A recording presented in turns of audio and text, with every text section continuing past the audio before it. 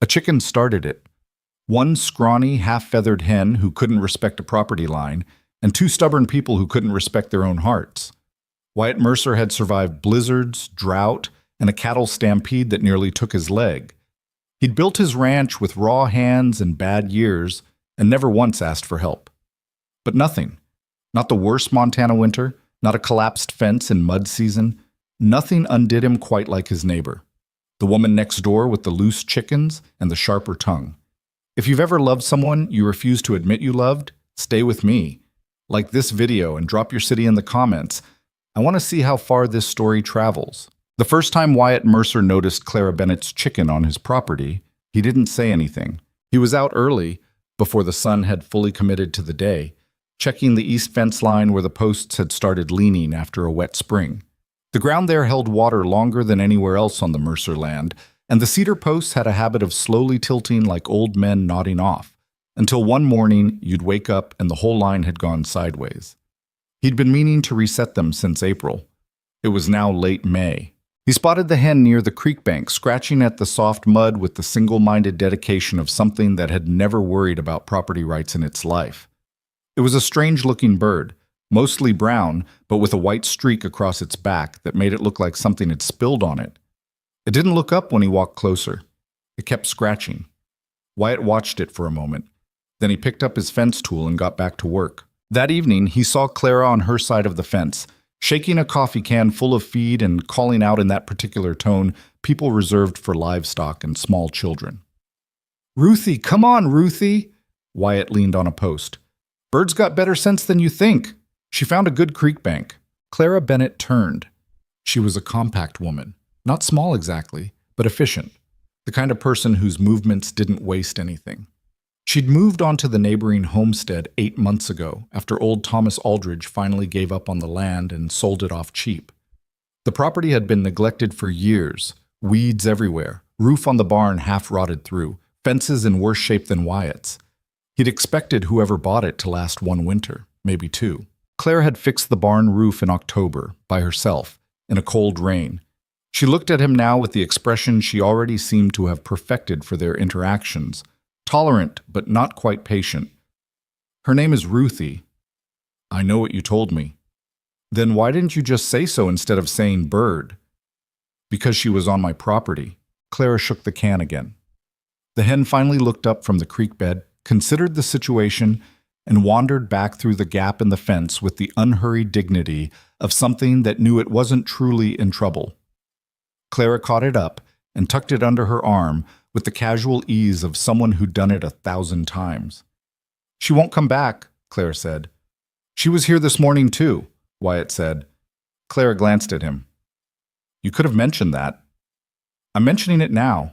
She gave him a look he couldn't quite interpret, somewhere between annoyed and amused, and walked back toward her house without another word.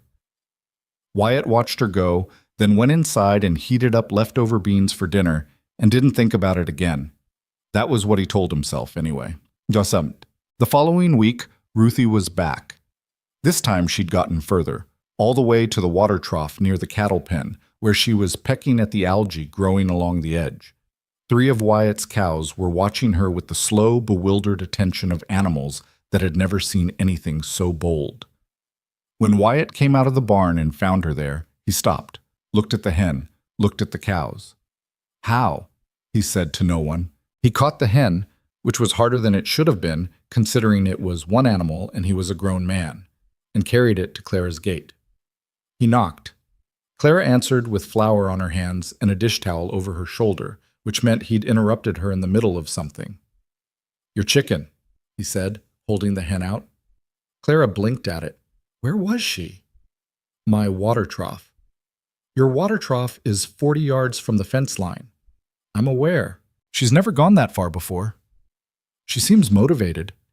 Clara took the hen with both hands and looked at it with an expression that mixed exasperation and genuine affection in a way Wyatt found confusing. "Ruthie, you can't keep doing this," she said to it.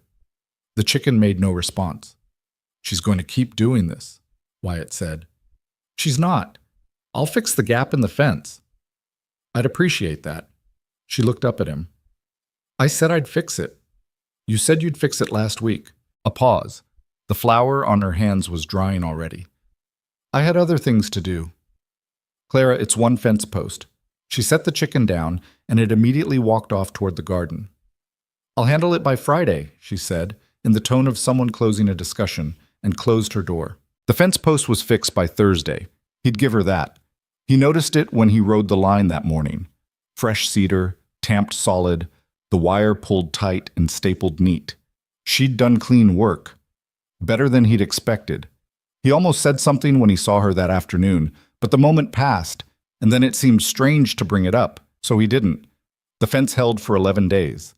Then Ruthie found a different gap. But I don't understand, said Hank Doyle, who owned the feed store in Silver Hollow and considered himself something of a community historian.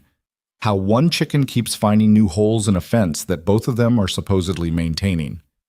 She's crafty, said Mae Whitfield, who ran the post office and had heard the story 3 times now from 3 different people. Clara says she finds them by feels somehow, just walks the line until she finds give. That doesn't make sense.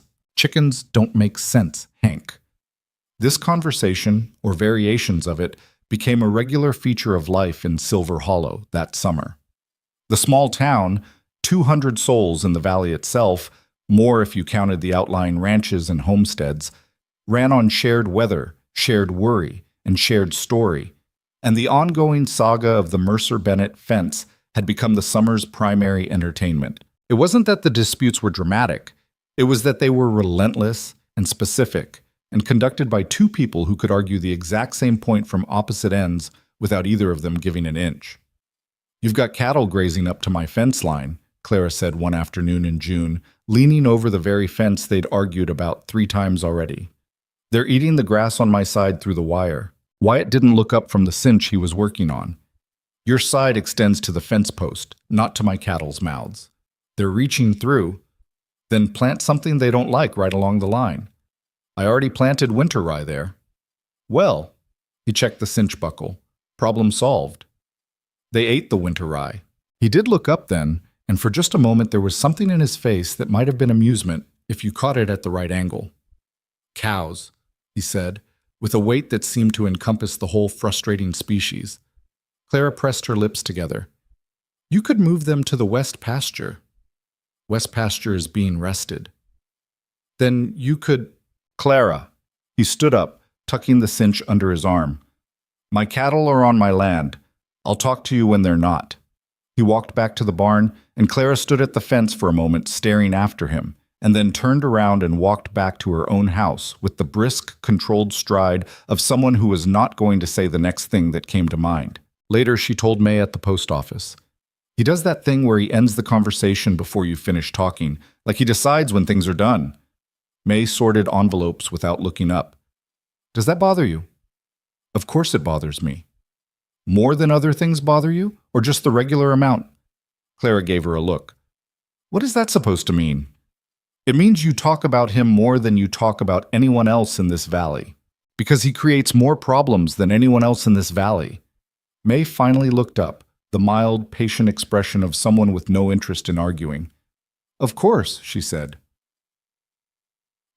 The water rights dispute started in July and became briefly a serious matter. Silver Hollow Creek ran through both properties, entering at the north end of Wyatt's land and exiting through the southeast corner of Clara's. There were old agreements in place, handwritten things recorded in the county ledger decades ago, but the agreements had been made with a different understanding of the creek's summer flow. A dry June had dropped the water level enough that both ranchers needed to think carefully about usage. Wyatt rode over one morning to find that Clara had dug a small channel, diverting a portion of the creek's flow into a secondary pond she'd been working on for months. It was smart engineering. The pond would help with irrigation, but the channel was pulling water from the main stream at a point that sat upstream of where Wyatt's cattle watered. He stood at the edge of the channel for a long time. Then he rode to her house. Clara was in the vegetable garden when he arrived, and she knew from the way he tied his horse that this wasn't a casual visit. She stood up slowly, wiping her hands on her pants. The channel, he said. I know, she said. You know it's pulling from upstream of my cattle. I measured the flow. You're still getting enough. This week. What about August? She crossed her arms, not defensively, more like she was steadying herself. I checked the county records, Wyatt. I'm within my usage rights. Your usage rights assume normal summer flow. We haven't had normal summer anything. I need that water for the irrigation, and I need it for 23 head of cattle who don't have another water source within reasonable distance. They stood on opposite sides of her garden fence, which was, given the situation, not lost on either of them. And for once, neither of them spoke immediately. The argument was real. Not a fence post, not a wandering hen. This was the kind of disagreement that could turn into something harder. Clara was first to speak. What do you want? I want you to reduce the channel intake by half when the creek drops below a certain point. I'll mark it on a stake. When it hits that mark, you cut the flow. She thought about it. He could see her thinking about it, turning the math over. That gives me less water than I planned for. I know. And you're asking me to monitor it. I'm asking us both to monitor it. I'll put the stake in, you'll check it. If you're good that day, you run full intake. If not half. He paused. It's fair, Clara. She looked at him for a long moment. There was something in her expression, something he didn't quite know how to read. And then she nodded once, the way she nodded when she'd made up her mind. All right, he said. He turned his horse. She called after him. You could have come at this differently. He looked back. I could have, but I figured you'd want the straight version. She didn't respond to that, but later, May noticed that she was not as irritated as expected when she came in for the mail that afternoon. What Wyatt Mercer would never have admitted to anyone, and barely admitted to himself, was that he had started looking forward to it. The arguments, the fence negotiations, the complicated disagreements about drainage and livestock and property lines. He'd been ranching alone for 4 years since his father died and left him the land and the debts and the responsibility of figuring out what kind of man to be in that silence. He had friends in town. He had Hank and May and the Dawson family down the road. But the ranch itself was quiet in a way that he'd made his peace with, the way you made peace with things you couldn't change. Then Clara Bennett moved in next door with her tools and her bad-tempered independence and her chicken, and suddenly there was noise again. Not music, not exactly. More like the sound of something being worked on constantly, which, when he was honest with himself, had always been a sound he liked. He was not going to tell her that. He was not going to tell her anything as long as he could avoid it. He was 34 years old, a man who'd survived considerable hardship, and he was not about to make a fool of himself over a woman who argued with him about fence posts. So instead he fixed his south gate, which had been dragging since winter, and didn't mention that it meant their properties were a quarter-mile closer to the road connection now. He left a bushel of early potatoes on her fence post one morning with no note, which was a gesture he immediately regretted and then told himself meant nothing. When she sent back half a rhubarb pie with no note, he ate it in 3 days and didn't comment on it when he saw her. These were not the actions of a man who'd made peace with his situation. They were the actions of a man who was making an ongoing series of small, poorly considered decisions and hoping no one was paying attention. Everyone was paying attention. You left her potatoes, said Hank Doyle, with the particular satisfaction of a man who'd been waiting for confirmation of something. Wyatt was buying wire staples. He didn't look up. I had a surplus. You had a surplus of new potatoes in July. It happens. And she gave you pie. She was being neighborly. Wyatt, Hank put the staples on the counter. The entire town has a bet running. Wyatt finally looked at him. On what? On how long before you two figure it out? There was a silence. Wyatt counted out the coins for the staples with deliberate care. Figure what out? Well, said Hank, the consensus is pretty strong on what exactly. The debate is mostly about when. Wyatt picked up his staples and left. Hank called after him. I've got $1 on September. Well, August arrived hot and relentless, the way August did in that part of Montana, a dry, pressing heat that turned the grass yellow and made every metal surface too hot to touch by noon. The work didn't stop. It never stopped, summer or otherwise, but summer work had a particular urgency because everything had to be done before the seasons shifted, and the seasons in Silver Hollow shifted fast. Wyatt was mending a section of fence on the east line, again, always the east line, on a Tuesday afternoon when he heard Clara's voice from somewhere nearby, followed by a sound he didn't immediately recognize. He straightened up and looked over the fence. She was in the field just on her side, and she'd clearly been moving something heavy. A feed cart, by the look of it. And the wheel had dropped into a ground squirrel hole that had been disguised by dry grass. The cart had tipped, scattering bags of feed across the field, and Clara was standing with one hand braced on her knee and the other pressed to her lower back, and her expression made it clear that her back had taken the jolt of the cart's sudden stop. She didn't call for help. That was the thing. She just stood there for a moment, breathing, and then she moved to start picking up the feed bags. Wyatt watched her pick up one bag. Then he set down his fence tool, unlatched the gate between their properties, and walked over. Clara looked up when she heard him coming, and he could see her prepare something to say, some version of, "I've got it," or "I'm fine." And he held up a hand before she could start. "I'm just going to help," he said. "You don't have to say anything about it." She held his eyes for a moment. Then she set down the bag she'd picked up and stepped back, which for Clara Bennett was a significant concession. They worked in silence, righting the cart and reloading the bags. He fixed the wheel where it had cracked slightly, not well, but enough to hold, using the wire in his pocket. Clara watched him do it without offering directions, which he noticed. When they were done, she tested the cart, found it workable, and looked at him. "Thank you," she said. "You'd have managed." Eventually, a pause. "My back has been giving me trouble since spring. I knew better than to move that cart alone." He wasn't sure what made her tell him that. She wasn't someone who explained herself much. He was about to say something. He wasn't sure what.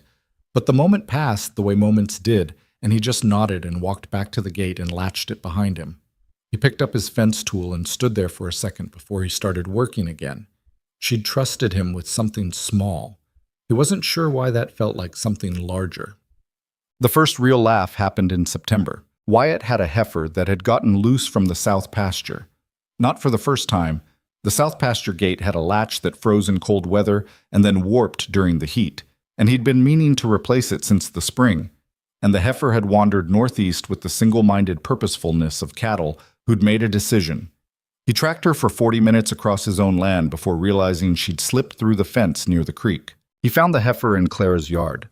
Not in the field, in the actual yard. The small fenced area behind Clara's house where she grew the kitchen garden and kept the chicken pen.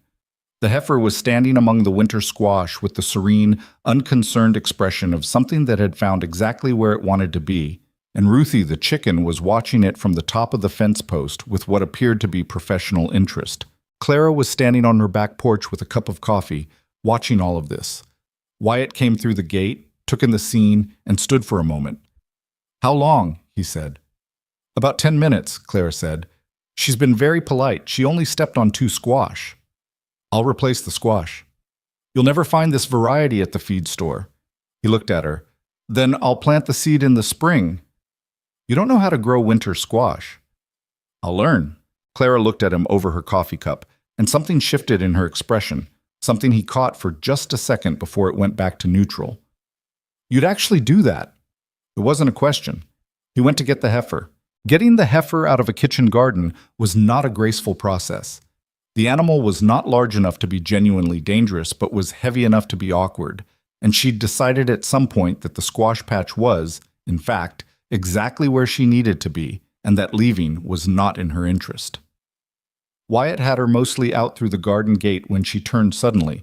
He wasn't ready for it, and he went sideways into the fence, catching himself on the post.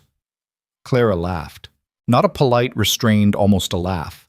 An actual laugh, real and sudden and completely unguarded.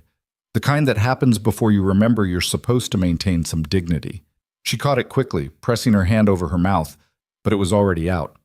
Wyatt looked at her.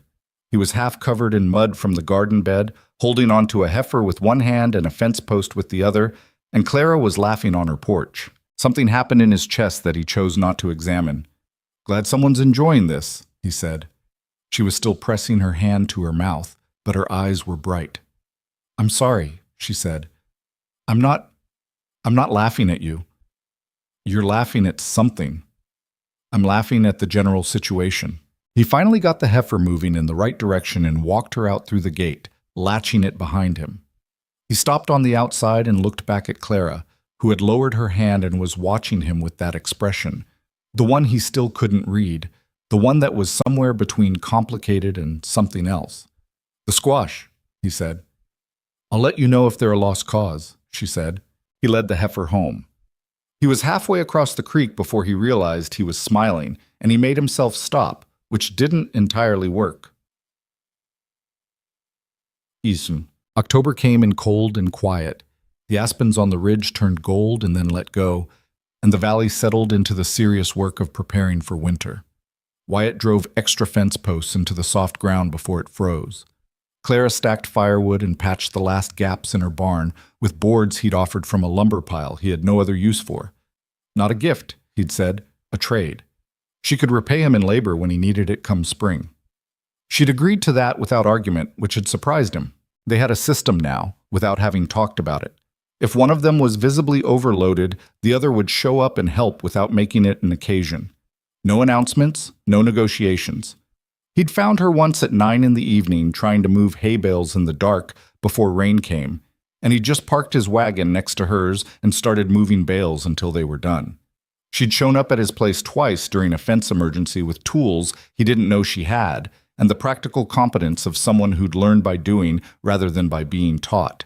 He was not sure when this had become normal. He was sure that he preferred it to before.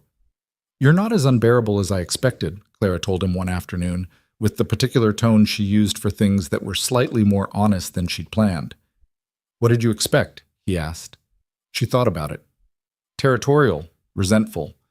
"I'd had experience with ranchers who didn't want a woman homesteading next to them.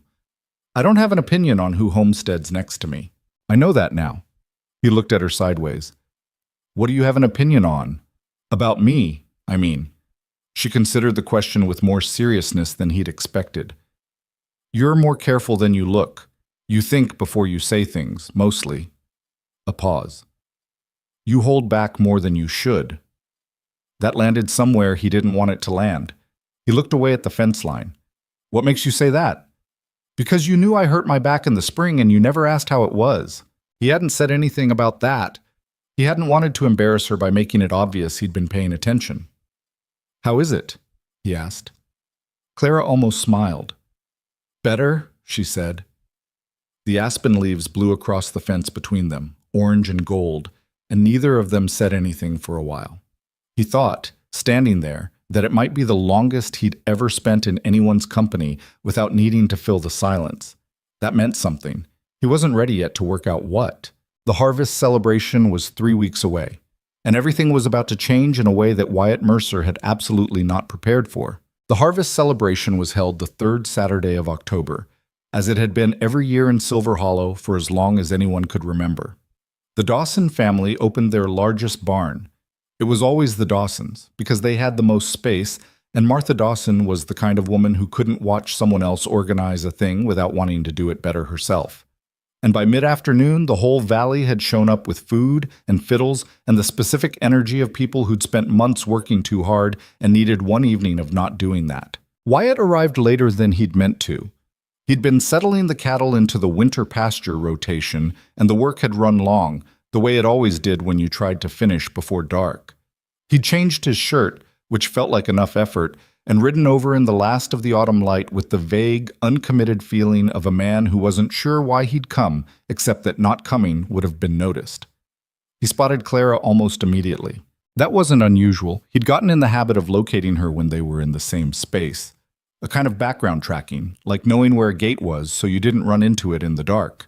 He told himself it was practical, the same way he kept track of the weather. She was near the food tables talking to May Whitfield and one of the Dawson daughters, and she'd worn something different than her usual, a dark blue dress he'd never seen, with her hair down instead of pinned back. He registered this the way you register something that's slightly out of place before your brain catches up and tells you it's not out of place at all. It's just unfamiliar, and unfamiliar isn't the same thing as wrong. He got himself a drink and found Hank Doyle near the barn doors. "You came," Hank said. "I come every year." "You almost didn't come last year." "I came, though." Hank handed him a cup of something warm. "Clara's been here an hour already, helped Martha set up the tables." He said this with the casual precision of someone delivering information they know will be received with more attention than the listener will admit. Wyatt drank from the cup, apple cider, with something added that made it warmer than it should be. "Good of her," he said. "She made that rhubarb thing again, the one she gave you half of in August." "I remember. People keep talking about it. Tom Riley had 3 pieces." "Tom Riley eats whatever's in front of him." "He does," Hank agreed, "but he said it was something else." Wyatt looked across the barn. Clara was laughing at something May had said, head tipped back slightly. Not performing laughter, just having it, the way she had in the garden that afternoon with the heifer. He looked away before Hank could notice he was looking. "Who's that?" he said. Hank followed his sight line to where a man had joined the group near the food tables, someone Wyatt didn't recognize, which was unusual in a valley this size. He was younger than Wyatt, maybe by 5 or 6 years, and had the easy, open confidence of someone who hadn't been made uncomfortable by a situation in a long time. He was talking to Clara now, and she was talking back with the direct, engaged quality she brought to conversations that interested her. "New man," Hank said. "Name's Everett Cole. Came through 2 weeks ago looking at the Aldridge properties on the north end. Not Clara's place, the other Aldridge tract that never sold. Seems like he might stay." "Doing what?" "Farming, maybe. He's got money is what I hear, not working money, family money. Wants to try his hand at land." Wyatt watched Everett Cole say something, and Clara smiled. Not the polite, controlled smile she used when she was being careful, but a real one, the kind that got to her eyes. He felt something move in his chest that he'd been successfully ignoring for months, and it didn't ignore back this time. "Huh," he said. "Yeah," Hank said. They stood there for a moment in a silence that was considerably less comfortable than the silences Wyatt usually kept. "I should say hello to the Dawsons," Wyatt said. "Probably," Hank said. He did not sound convinced. Wyatt spent the next hour making his way around the barn in a way that was entirely normal. Talking to Tom Riley about winter feed prices, listening to old Frank Bauer complain about his hip, admiring Martha Dawson's new table arrangement, which she'd spent 6 weeks planning. He was present, sociable, unremarkable. He did not look at Clara and Everett Cole more than a few times, and each time was for a perfectly reasonable purpose that he could have explained if pressed. He was not going to be pressed. What he noticed, without intending to, was that Cole was good at listening, not in a patient, tolerating way, in a genuinely interested way, the same quality Clara had, and when 2 people who both did that thing ended up in a conversation, it took on a particular intensity that was visible from a distance. Cole had asked her something about the homestead, and Clara was explaining the pond project, her hands moving the way they did when she was talking about something technical. And Cole was nodding and asking follow-up questions that told you he understood what she was describing. Wyatt moved to the far end of the barn and talked to the Lundqvist brothers about their fence materials for longer than was strictly necessary. The fiddles started up around 8, and the center of the barn cleared for dancing. Wyatt didn't dance, not because he couldn't, but because the specific combination of effort and vulnerability required struck him as an inefficient use of an evening.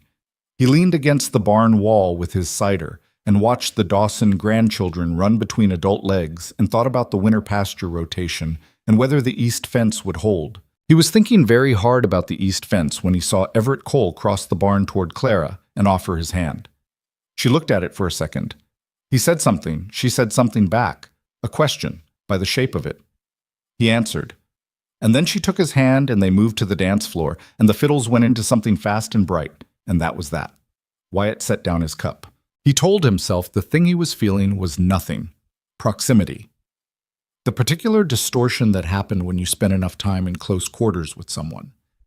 You started to read significance into ordinary things. You started to imagine a kind of exclusivity that had never been agreed to, never been discussed, never been anything but a story your own quiet mind made up while you were trying not to make it up. She wasn't his. She'd never said she was anything that would lead a reasonable man to believe she was. She was his neighbor, his arguing partner, the woman who fixed fence posts properly and laughed at him in her kitchen garden and knew about his cattle by name. She was dancing with someone else, and she was allowed to do that. And he was going to stand here against this barn wall and be a reasonable man about it. The problem was that being reasonable had never felt so much like losing something. He stayed for another 40 minutes, which was long enough to look like he hadn't left because of anything. He said goodbye to Martha Dawson and thanked her for the hospitality, and he rode home in the dark with the cold coming down from the ridge and the last of the aspen leaves gone from the trees now, just bare branches against the stars. He didn't sleep well. He told himself it would pass. In the first 2 days after the harvest celebration, he managed this fairly successfully by keeping himself busy in the way that ranching in October allowed. There was always something, always the next task waiting, and if you moved fast enough through your days, you could outrun most things that were trying to catch you. By Wednesday, he'd fixed the south gate latch that had been warping since summer. By Thursday, he'd run new wire along 100 yards of fence on the north line. He was moving at the pace of a man with something to prove to himself, and it was almost working. On Friday afternoon, Clara rode over, not to the fence line, to his door, which she'd never done before. She tied her horse at the post and knocked, and when he opened it, she was holding a covered dish and looking like she'd come with a purpose. "Tom Riley said you skipped the leftover supper yesterday," she said. The day after the harvest celebration, Martha Dawson always organized a leftover supper at the community hall, burning through the food that hadn't gotten finished the night before. Wyatt had skipped it. He hadn't known Tom Riley had noticed. "I was working," he said. "In October." She looked at him. "Everyone slowed down by October." "I had things to do." "You had things you invented so you didn't have to go." She said it without accusation, more like noting a fact. "I made too much soup. Your porch looks cold." He stepped back from the door without quite deciding to, and she came in, which was only the second time she'd been inside his house. The first had been briefly in the spring, when she'd brought the measurements she'd taken of the shared fence line and wanted to compare them with his records. She set the covered dish on the table and took off her coat. His kitchen was functional and not much more. He knew that. He hadn't thought about it until this moment, when someone else was standing in it looking around without appearing to judge, but also clearly taking it in. "Do you have bowls?" she said. "Yes." "I didn't know if you'd have bowls." "I have lived here for 12 years. "That doesn't mean bowls." But she was almost smiling. She lifted the cover off the dish, a thick soup, lentils, and something else. And he got the bowls and the spoons without being asked again, and they sat across from each other at his kitchen table and ate. It was the first time they'd eaten together. That seemed significant in a way he couldn't articulate and didn't try to. "Cole seems decent enough," he said, which was not what he'd planned to say and which came out sounding more neutral than he felt, which was probably for the best. Clara looked at him across the table. "He is. We talked mostly about the pond project. He had some ideas about drainage that were actually useful. Good drainage sense." "Don't do that." "Do what?" "The thing where you say something that sounds like a compliment, but isn't." She picked up her spoon. "He's a nice man. We had a good conversation. That's what it was." Wyatt was quiet for a moment. Outside, the wind picked up and ran along the eaves. "I know that," he said. "Do you?" He looked at his soup. He thought about several things he could say, weighed them, found them all either too much or too little. "The soup's good," he said. Clara looked at him for a long moment, and he could feel her looking, and he kept his eyes on the bowl, and whatever she was deciding, she seemed to decide in favor of not pressing it further. "It's better the second day," she said. They ate the rest of the meal without saying a great deal, but it was the kind of quiet that had weight to it, the kind that contained things rather than avoided them. November arrived. The ground froze and the days shortened until the light felt like something borrowed, coming late and leaving early. The work shifted to maintenance and preparation, checking insulation in the barn, making sure the water troughs had their heaters working, running through the firewood inventory for the third time to be sure it would last. Wyatt and Clara developed a new version of their existing arrangement. Wordlessly, without any formal agreement, they began checking on each other during the cold snaps. Not hovering, nothing that direct. But there would be a lamp burning late in her barn, and he would ride close enough to the fence to see if things looked right, and if they didn't, he'd go in. She did the same in reverse. He came out one morning during a hard freeze to find she'd left a note tied to his gatepost that just said the creek's surface ice is soft near the bend. Watch the cattle. Which was the kind of information that didn't require acknowledgement but was useful to have and meant she'd ridden the fence line at dawn when the temperature was well below zero. He thought about what she'd said at his kitchen table. The thing where you say something that sounds like a compliment but isn't. He'd been doing that. He could see it now. The habit of wrapping things in a kind of distance, keeping himself a half step back from meaning anything fully. It was a useful habit in most situations. He developed it a long time ago, and it had served him reasonably well. It wasn't serving him now. "You get anywhere with the coal thing?" Hank asked, halfway through November, in the particular casual tone that meant he'd been waiting to ask for weeks. Wyatt was buying hinges for the south gate. He picked up the right size and set it on the counter. "There's no coal thing." He asked her to ride out and look at the North Aldridge property, see what she thought about the land. Wyatt added a second set of hinges to the counter. Good for him. She went. People look at land. She was out there half a day, Wyatt. He counted out the money for the hinges with the careful attention of a man who is not thinking about anything except hinges. "Clara knows this valley. It makes sense to ask her." Hank put his hands flat on the counter.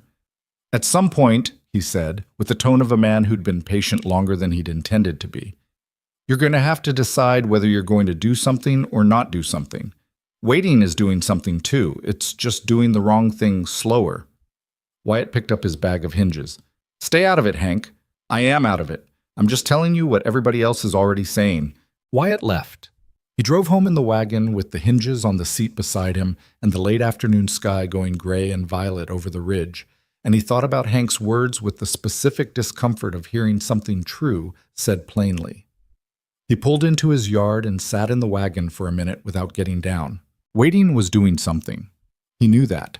He'd known it since September, probably since July, maybe since the day he walked over the gate to help her move the feed cart, and she'd told him her back had been giving her trouble in the spring. He'd been managing his feelings the way he managed a difficult fence line, working around it, patching it, never quite doing the repair that would actually fix the problem. He was 34 years old. He was not afraid of winter, or cattle, or hard work, or bad weather, or debt, or any of the things that had a right to be scary.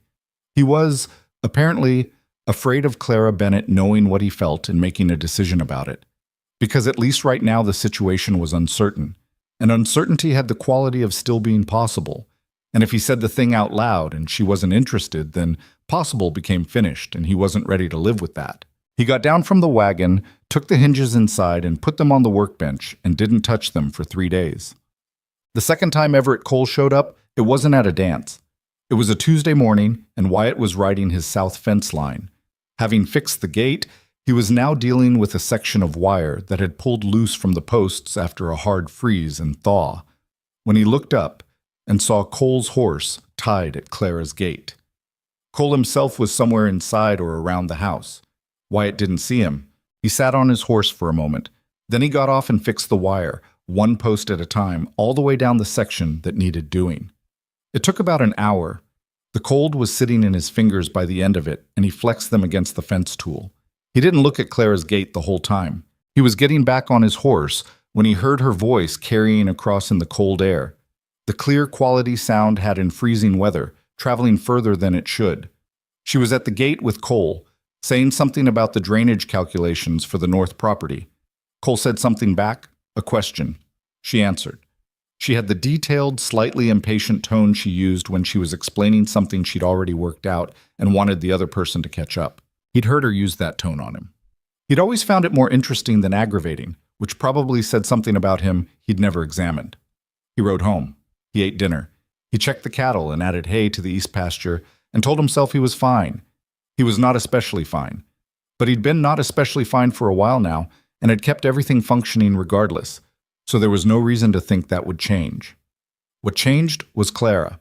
She came to the fence line 2 days later while he was working, and there was something different in her bearing, not angrier but more direct, the way she got when she'd been thinking about something long enough and had decided to say it. "I want to ask you something," she said, "and I want you to answer without managing it." He set down the wire stapler. "All right. What do you want?" He looked at her. The sky behind her was the flat white gray of a day deciding whether to snow. Her breath came visible in the cold air. "From what?" he said, which was a delay, and they both knew it. "From this." She gestured, not at the fence specifically, but at the general territory between them. "From whatever this is that we've been doing all year." He was quiet long enough that she started to close off. He could see it, the slight hardening, the way she moved to protect herself from a response that wasn't coming. He'd seen her do it before, and he'd always hated it. I don't know how to say what I want without risking something, he said. I know. And I'm not built for losing things easy. I know that too, she said. Wyatt, I have been standing here for months. He looked at her. Really looked, not the sideways, careful looking he'd been doing. She was watching him with the same directness she brought to everything. No performance, no game, just Clara waiting for him to catch up with what she already knew. Cole's going to ask you, he said. Probably. What are you going to say? She held his eyes. I haven't decided yet, she said. That's why I'm asking you first. The cold sat between them, and the fence post was solid under his hand, and Wyatt Mercer stood there on his side of the line he'd been standing behind all year and understood, finally and completely, that the fence was not a boundary someone else had put between them. He'd built it, post by post, all year, all by himself. He opened his mouth.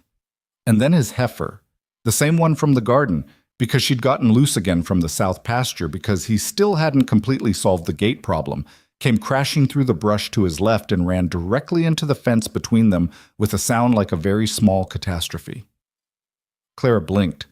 Wyatt stared at the heifer, which had gotten its head tangled in the wire and was making her feelings about this known loudly.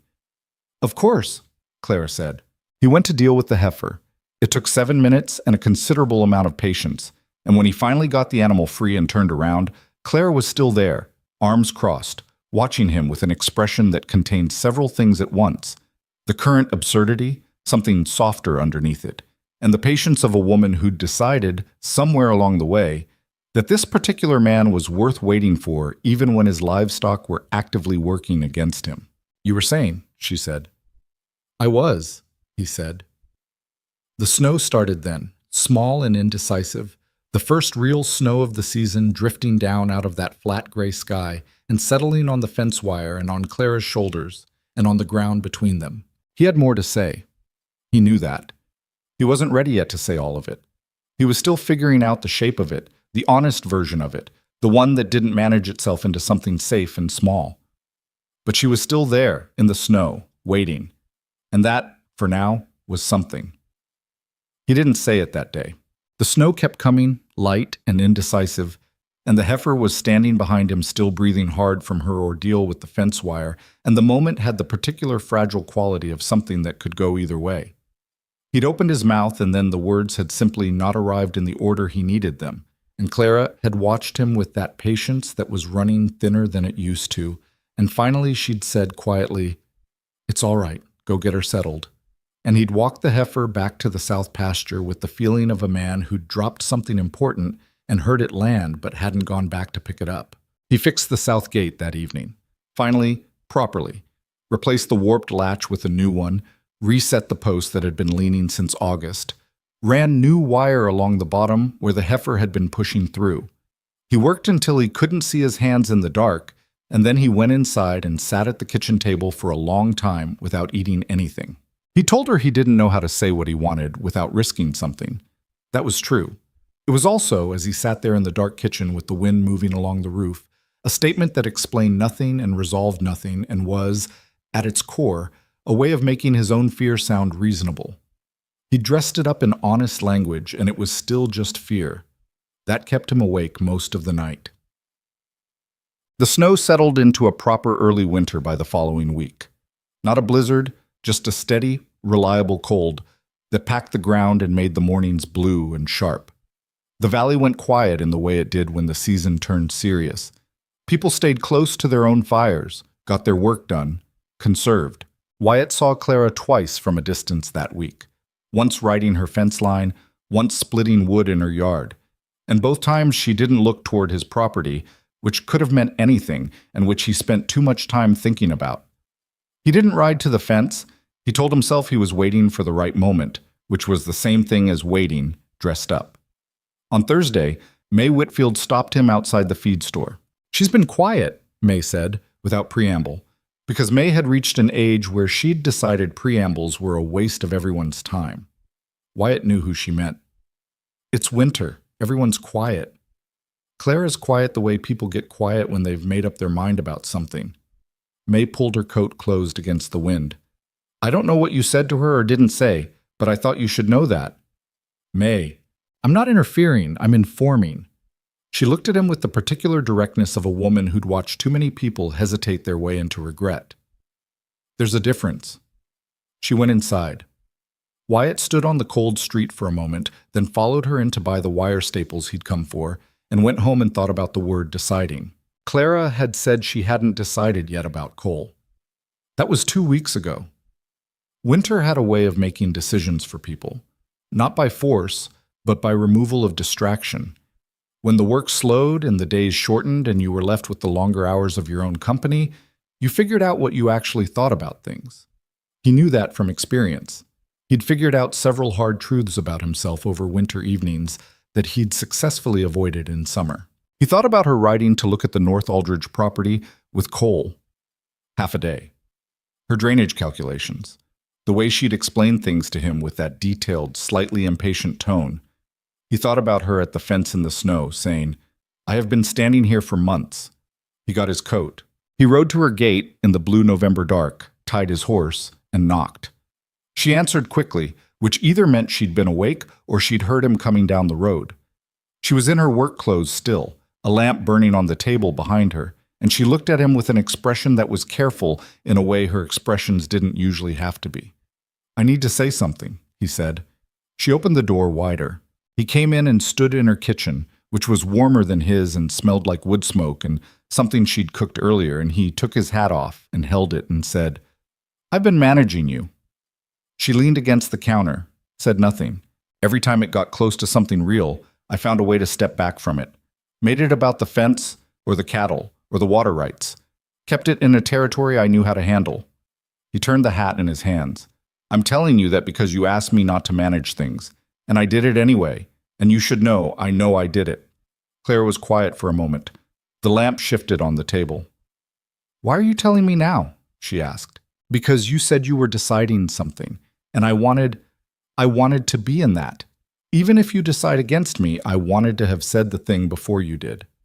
She watched him for a long moment. Outside, the wind pushed at the window. "I'm not deciding against you," she said finally. The relief that moved through him was not subtle. He didn't try to make it look subtle. "But," she said. He waited. "You have to actually say it, not around it, not almost it. The thing itself."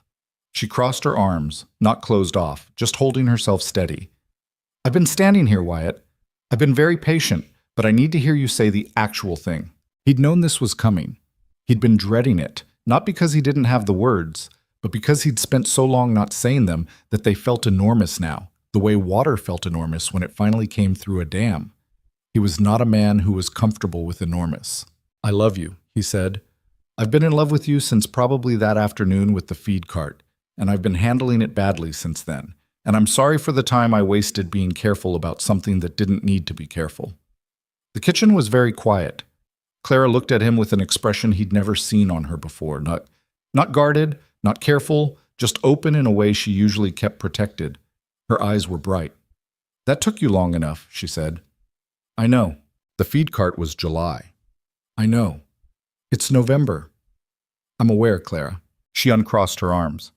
"Well," she said, "since we're being honest." She looked at him directly. "I knew by August. I tried not to. You were aggravating and territorial, and you ended conversations without asking permission. But you fixed my cart, and you kept your side of the water agreement, and you moved hay bales in the dark without making it an occasion, and somewhere in there I stopped being able to reason my way out of it." He let out a breath that had been waiting a long time. "What about Cole?" "I was going to tell him I wasn't interested. I just wanted to see what you'd do first."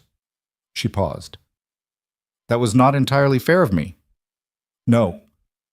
You could have moved faster. You could have said something directly." "I did say something directly. I said I'd been standing here for months." "That's not—" He stopped.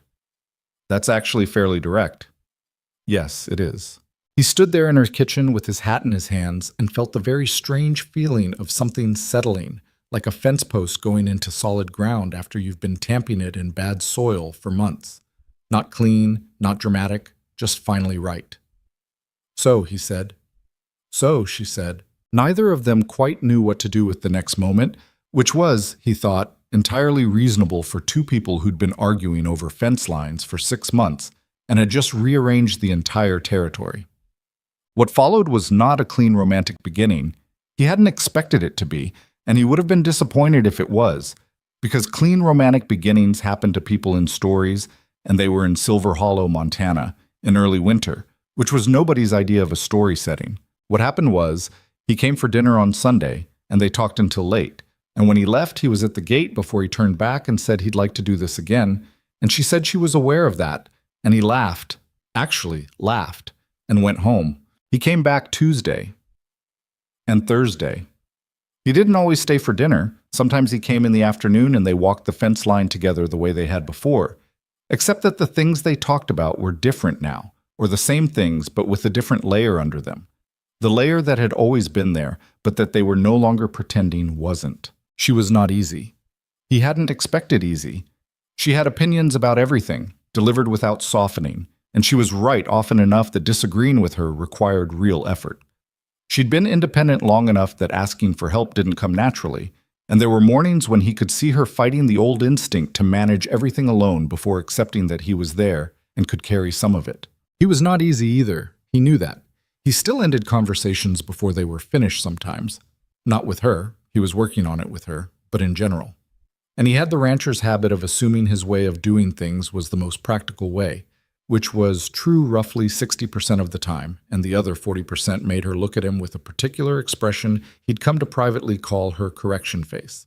He didn't always take the correction gracefully. They were working on that too.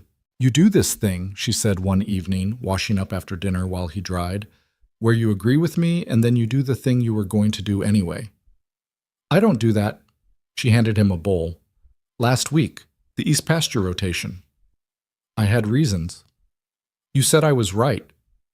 "You were right about the reasoning. I had a separate factor." "Wyatt." "What?" "You said I was right." He dried the bowl. "I could have communicated better." She turned to look at him. "I don't need you to agree with me to make me feel good. I need you to tell me what you're actually thinking." He set the bowl down. "I didn't want to have the argument."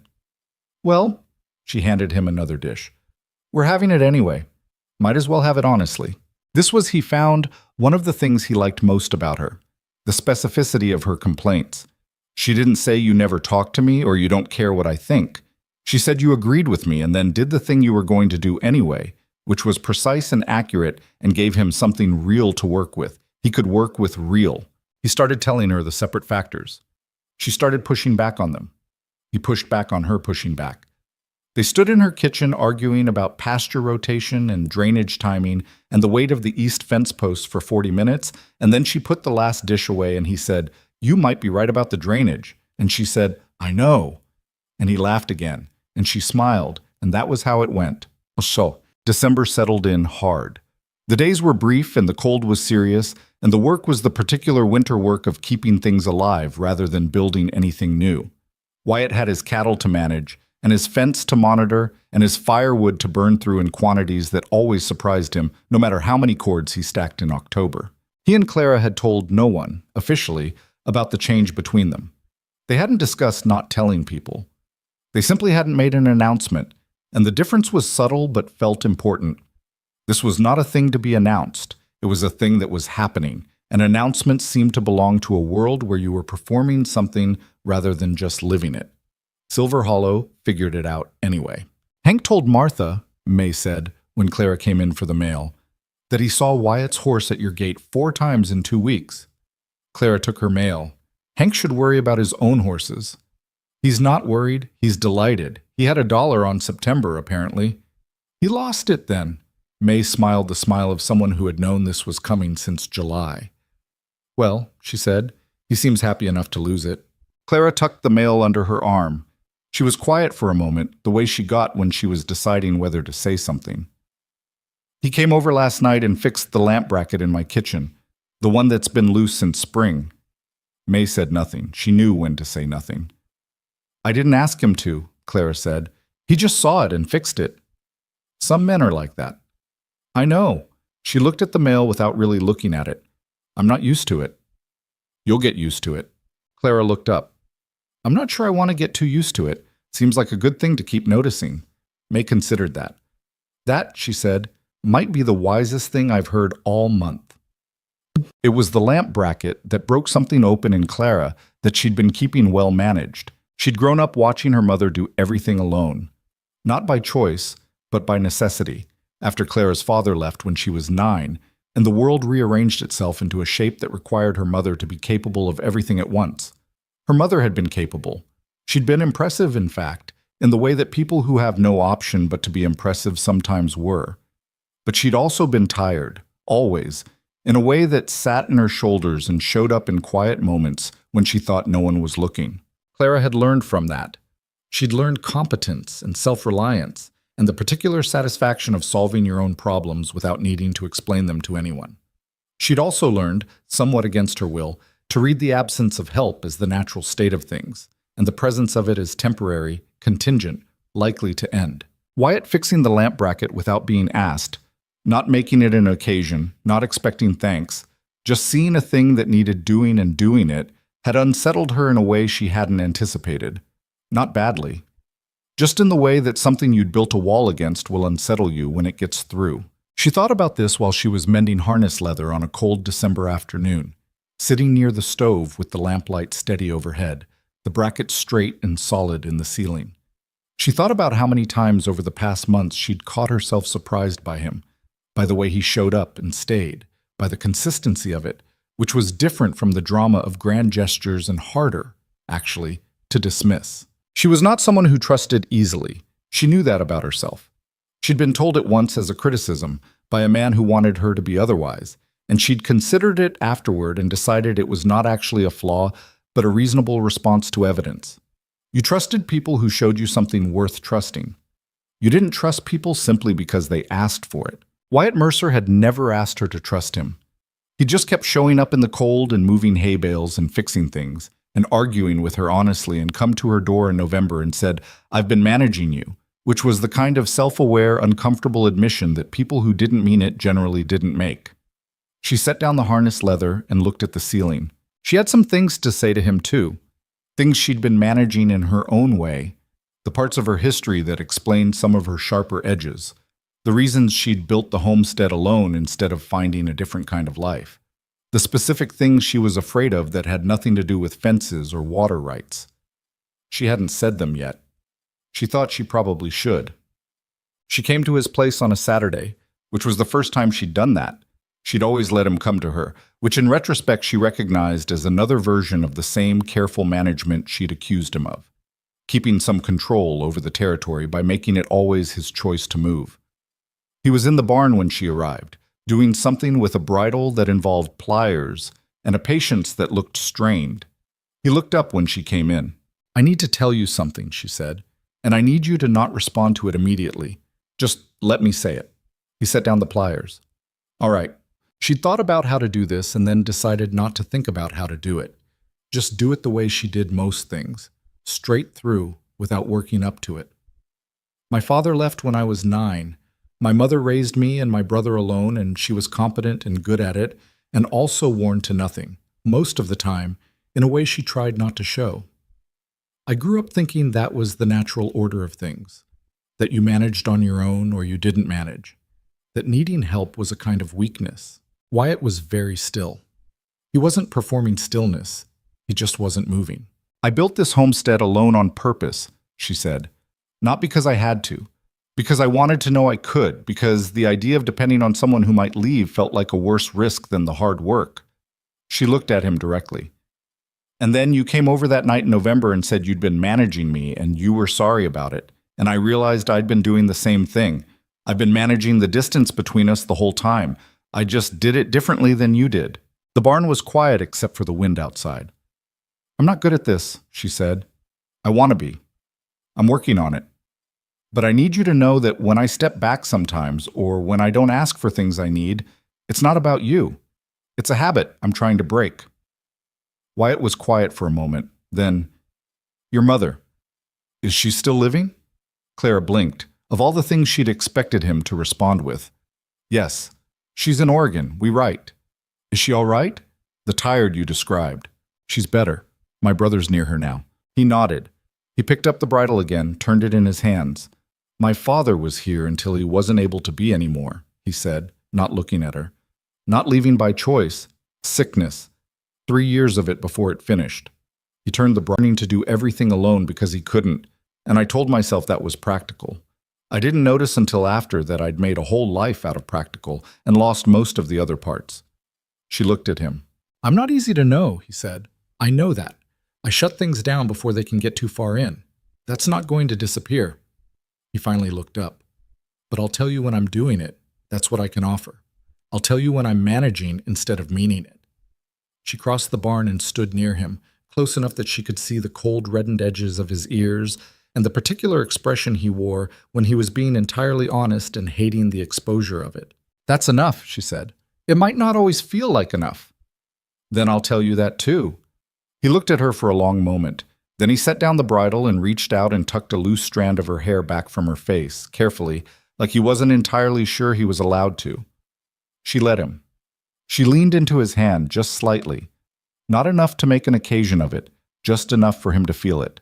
Outside, the December wind pushed along the barn roof, and somewhere on the far fence line a post creaked in the cold, and the lamp in the barn swayed once and steadied, and neither of them said anything for a while. They were, both of them, still figuring this out. Still imperfect, still sometimes wrong, still carrying the particular damage that their particular lives had left in them. But they were in the same barn now, saying the true things. And that was different from where they'd been in July. And different again from where they'd been in October. And the direction of travel was clear, even if the destination still had some work to do. Clara thought about her mother, wearing herself down in a quiet house in Oregon. She thought about the lamp bracket, straight and solid overhead. She thought, this is not the absence of risk.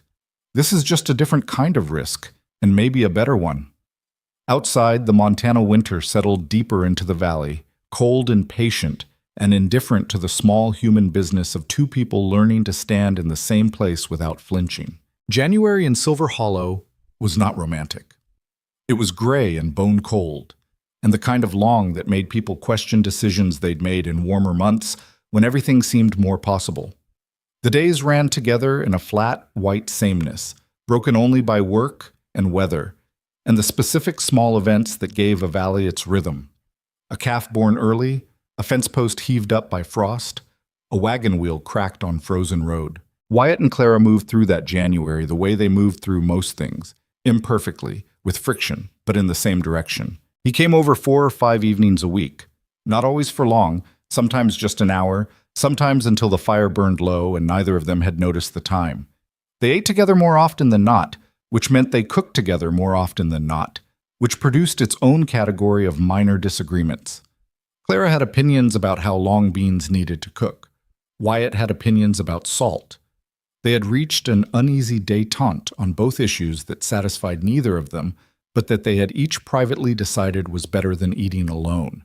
You added salt before the beans were done, she said one night, watching him at her stove with the particular expression she reserved for things she'd already decided were wrong, but was giving the process time to prove. I always add salt before the beans are done. That's why your beans are tough. My beans are not tough. Wyatt, your beans are like gravel. He tasted one directly from the pot, which she considered unsanitary, and he considered efficient. He chewed. He set the spoon down. They're a little firm. They're gravel. They're hearty. She came and took the spoon from him and tasted the beans herself and made a face that confirmed her position entirely. He watched her add water to the pot and turn down the heat and stir it with the decisive movements of someone correcting a situation, and he did not argue further, which was itself a kind of progress. You could just tell me from the start, he said. I do tell you from the start. You don't listen. I listen. You hear me, and then you do it anyway. That's a different thing from not listening. She turned to look at him. Is it? He considered. A little. She pointed at the chair with the spoon and he sat down, and she finished the beans, and they were considerably less like gravel when they were done, which he acknowledged and she accepted without excessive satisfaction, which was as close to graceful as either of them typically managed.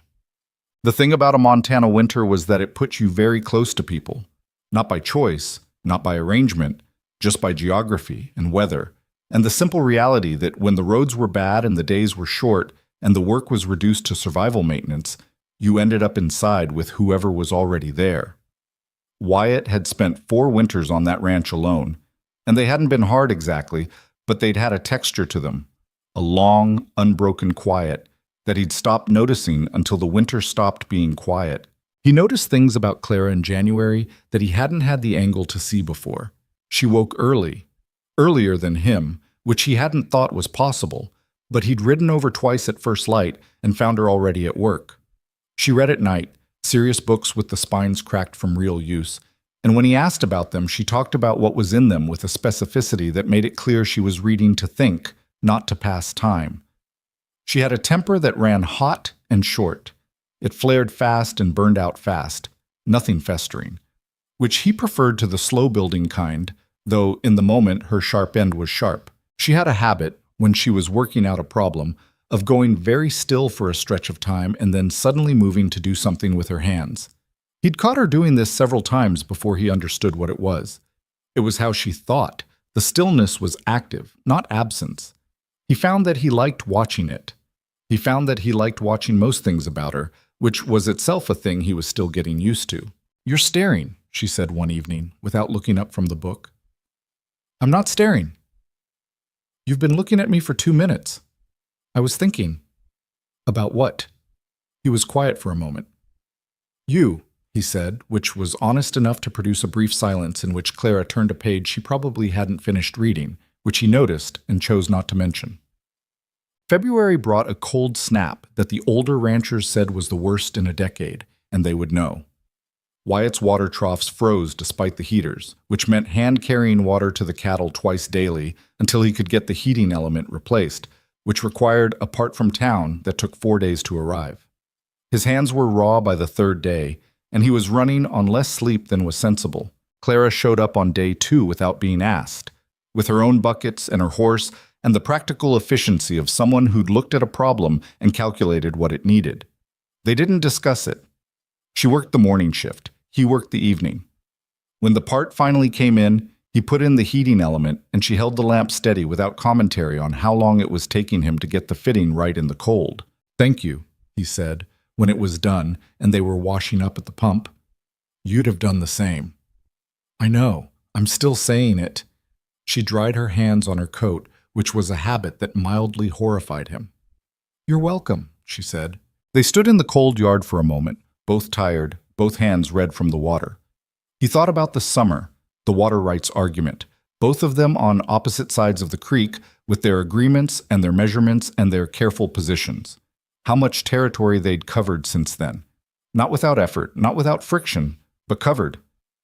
"Come in," he said. "I'll make coffee." "Your coffee is terrible." "I know. Come in anyway." She came in. Bam.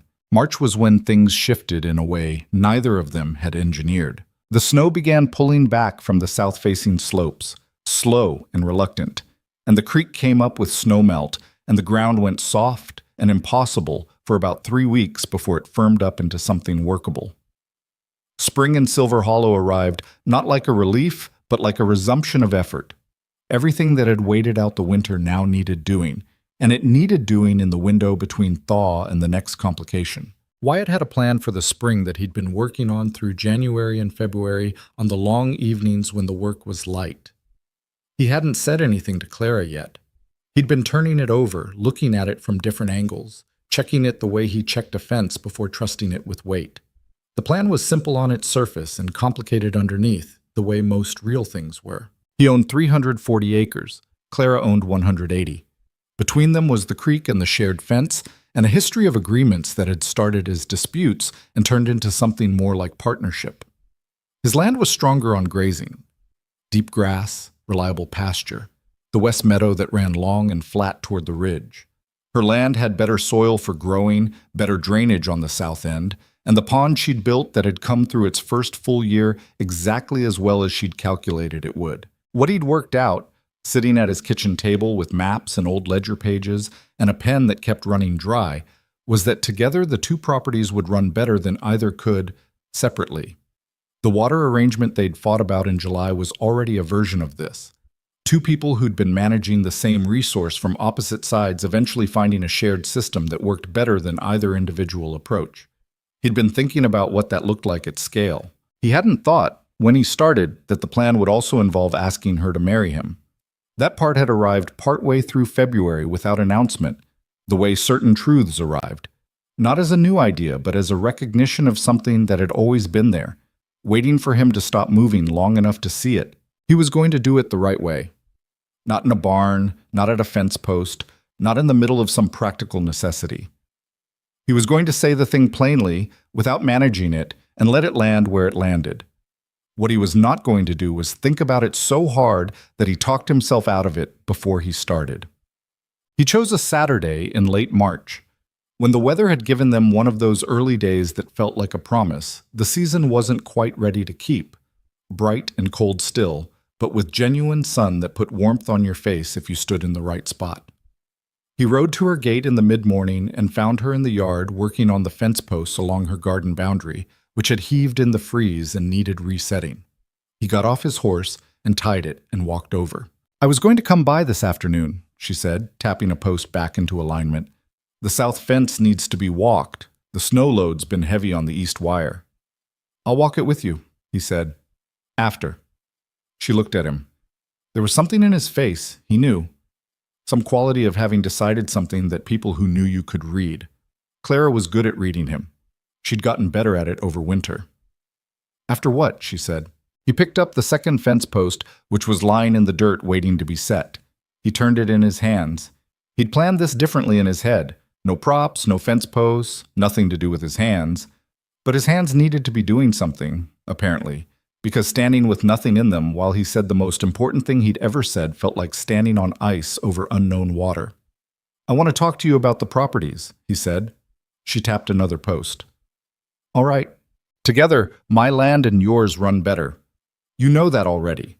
We've been working it that way for months, informally. The water system, the shared fence maintenance, the pasture rotation we agreed on in January, we've been running it like one operation." "We have," she said carefully. "I worked out the numbers." He set down the post. "If we merge the operations, formally, legally, the combined acreage gives us enough grazing to expand the herd by about 40%. Your pond adds irrigation I don't have. My west meadow adds pasture you can't build. The creek works better as a shared system than a split one. We already know that." Clara had stopped tapping the post. She was looking at him with an expression that was doing several things at once. "That's a business proposition," she said. "It's part of one." "What's the other part?" He held the fence post in both hands, which was absurd, but there it was. "I love you. I told you that in November, and I meant it then, and I mean it more now because I know you better now, and knowing you better didn't make it smaller. It made it larger." He set the post down finally, out of his hands, because he'd been using it as a crutch, and he knew it. "I'm asking you to marry me. Not because of the land, because of the other reasons. The land part makes practical sense, and it's separate from the other part. But I wanted to say both because I think you'd want to know both, and I'm not going to manage what I say to make it sound better than it is." Clara looked at him for a long moment. The sun was on both of them, and the yard was quiet except for the distant sound of the creek running high with snowmelt. "You're proposing to me while holding a fence post," she said. "I put the fence post down. You were holding it for most of it. I needed something to do with my hands." She looked at the fence post on the ground between them. She looked at him. Something moved in her face, not the controlled expression she used in public, not the careful one she used when she was protecting herself from something. The real one. The one she had in the barn in December when she told him about her mother. "The land arrangement," she said. "How would it work? Ownership-wise?" "Equal," he said without hesitation. 50-50 on the combined property. One deed, both names. Not your name with me added on. Equal. I said equal. She was quiet. He could see her thinking, the stillness she went into, the active silence. He waited. He had learned, over winter, that waiting for Clara to think was not the same as losing ground. It was just respecting the process. "I've never wanted to be managed," she said finally. "Not by a property arrangement, not by a marriage, not by anyone who thought that being with me meant having say over my choices. I know that. Do you know it every day? Not just in the idea of it, but on the days when you disagree with something I decide? He considered the question honestly, which she deserved. I won't always like your decisions, he said. I'll probably say so, but saying so and having say over it are different things. He paused. You could say the same to me. I will say the same to you. I know. She looked at him a little longer, then, I'm going to need to see the numbers you worked out. I have them at the house. All of them, not a summary. All of them. And I want my name on the deed first. Alphabetically, Bennett comes before Mercer. Something loosened in his chest. That's fine. And the chicken, she said. Ruthie comes with the property. She's not negotiable. I wasn't going to negotiate the chicken, Clara. She looked at him one more time, steady and clear-eyed, and then she said, yes, just that. Yes. Not surrounded by anything, not qualified or managed or made smaller than it was. Just the word, direct and certain, the way she did most things when she'd decided. He'd been braced for more resistance. The lack of it left him standing in her yard in the morning sunlight with the feeling of someone who'd prepared for a difficult ford and found the water only waist deep.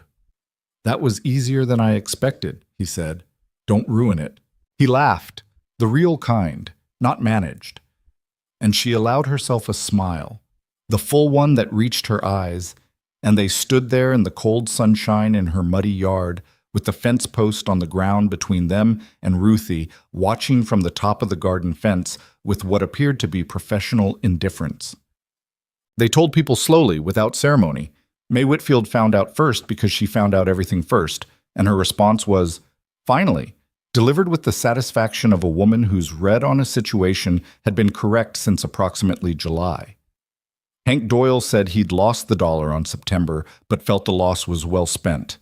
Martha Dawson cried, which surprised everyone, including Martha Dawson, who hadn't expected to care so much and then found that she did.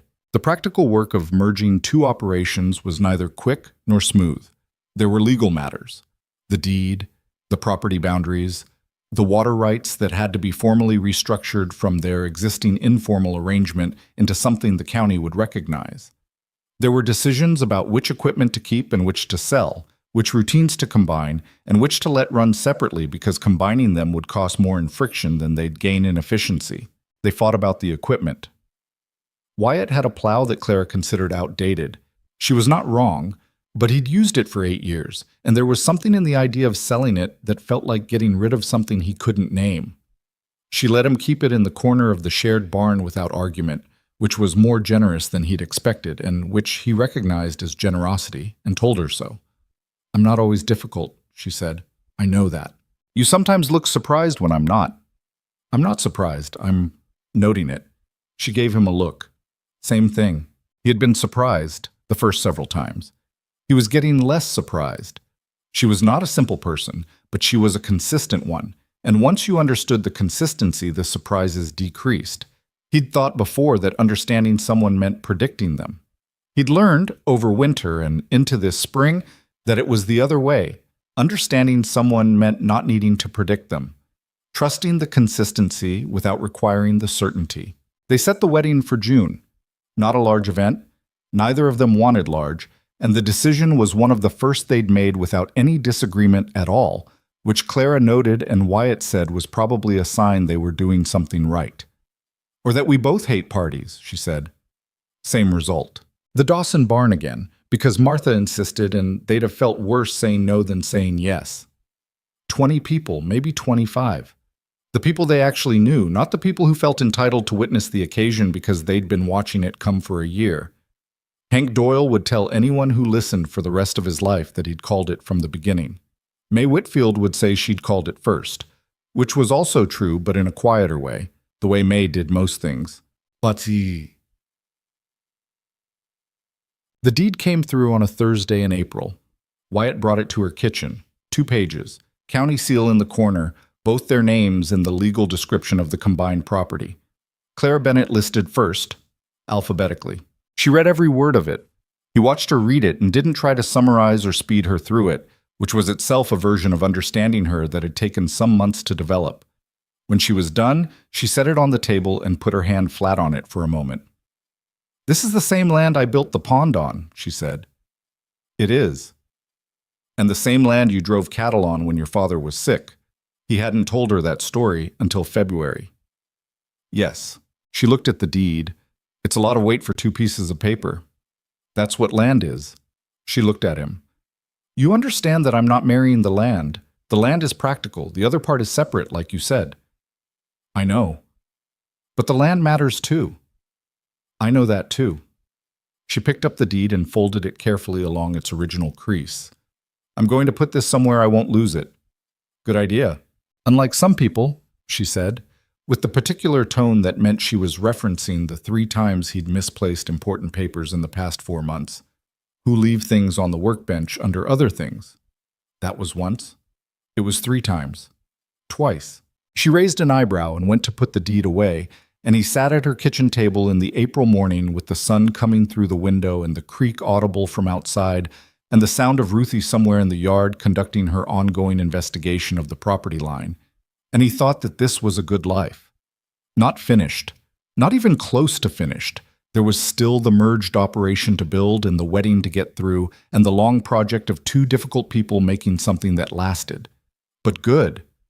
The kind of good that wasn't comfort exactly, more like rightness, like a post tamped into solid ground. He'd spent a long time thinking rightness meant ease. He'd been wrong about that, and being wrong about it had cost him some years of unnecessary quiet. But he was here now, and Clara was in the next room, and the deed had both their names on it, and June was 6 weeks away. He could work with that. The June wedding was not elegant. Wyatt had expected that, and Clara had not pretended otherwise, and the result was something more honest than elegant, anyway. 23 people in the Dawson barn on a Saturday afternoon when the weather couldn't make up its mind, cycling between genuine warmth and a cool wind off the ridge that kept pulling at the ribbon Martha Dawson had tied around the support beam. Clara wore the dark blue dress from the harvest celebration. Wyatt recognized it and didn't say anything, but she caught him recognizing it and said quietly, before they started, "It seemed right." "It is right," he said. He wore his good shirt and his second-best boots because his best boots had developed a creak in January that he'd never gotten around to fixing, which Clara knew about and had said nothing about for 3 weeks leading up to this day, which he considered an act of genuine goodwill on her part. The ceremony was short. They'd both agreed on short, not because they didn't mean it, but because the meaning wasn't in the length of the words. Judge Pearson from the county seat read the standard language, and they said what needed saying. And when it was done, Hank Doyle started clapping before anyone else, which was exactly the kind of thing Hank Doyle would do. Clara's mother had come from Oregon. She was a small, straight-backed woman named Ruth, which explained the chicken's name, Wyatt realized, and felt like a piece of a puzzle clicking into a place he hadn't known was missing. And she held her daughter's hands before the ceremony and didn't say much, just looked at her for a long moment, with the expression of a woman who'd spent years worrying about something, and had finally been given reason to worry less. Afterward, she found Wyatt near the food table and said, "She doesn't ask for help easily." "I know," he said. "She gets it from me." The woman said this without apology, just information. If she asks you for something, it means she trusts you. Don't take it lightly. "I won't." Ruth looked at him with the assessing quality her daughter had inherited straight down the line. Then she nodded once, which he understood was the thing she'd come over to deliver, and went to find Clara. That's it. They came home to a single ranch that evening.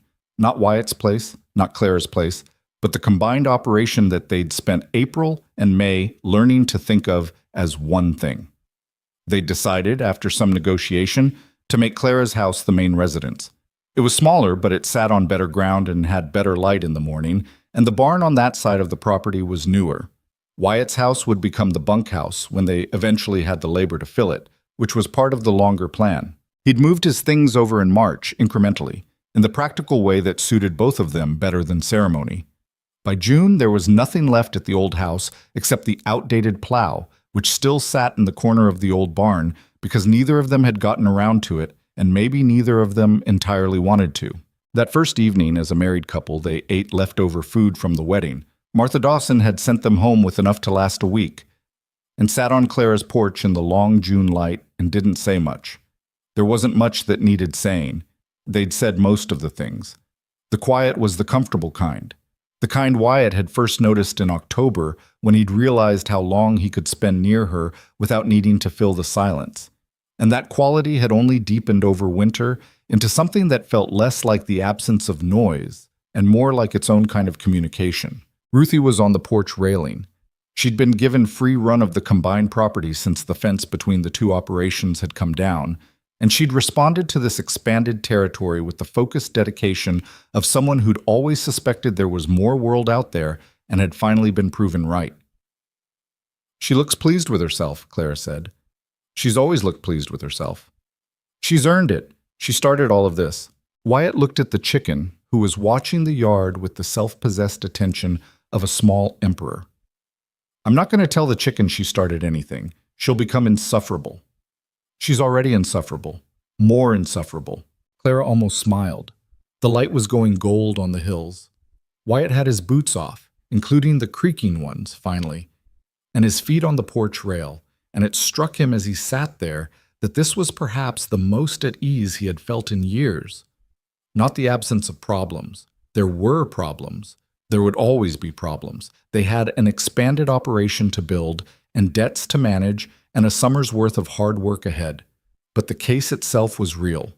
He was not managing anything. He was just here, on this porch, with this woman, and the evening was long, and the light was good. The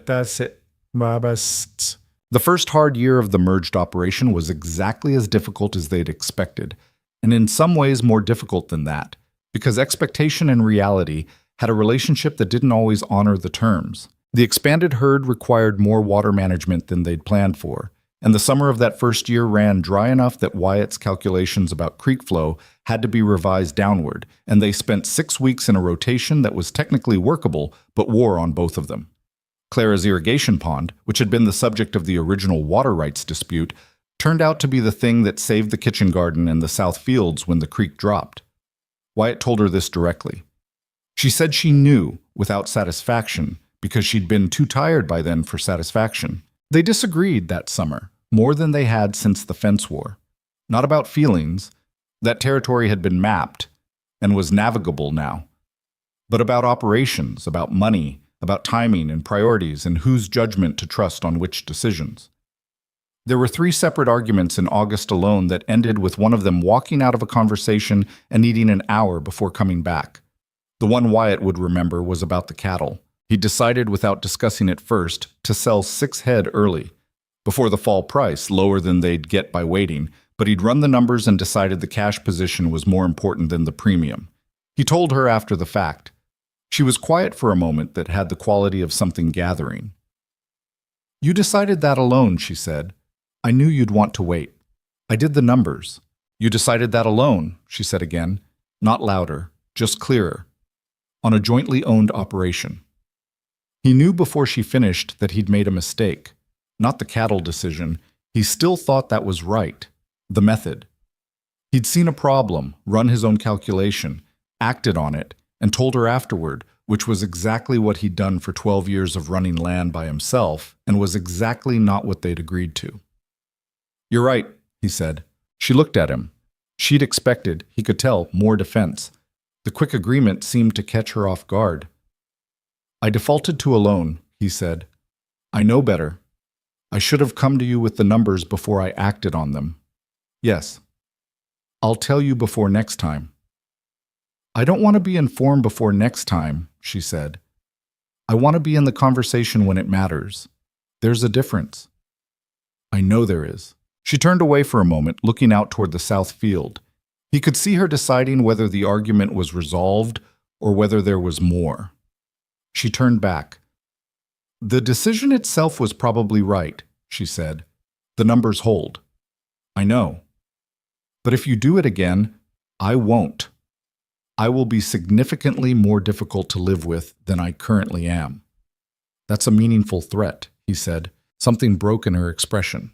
Not into softness exactly, but into the real thing, the actual Clara underneath the position she'd been holding. "I'm not trying to second-guess every decision you make. I trust your judgment. I just need to be in it." "I know that. I'm sorry." She nodded once. The conversation was done. Not cleanly.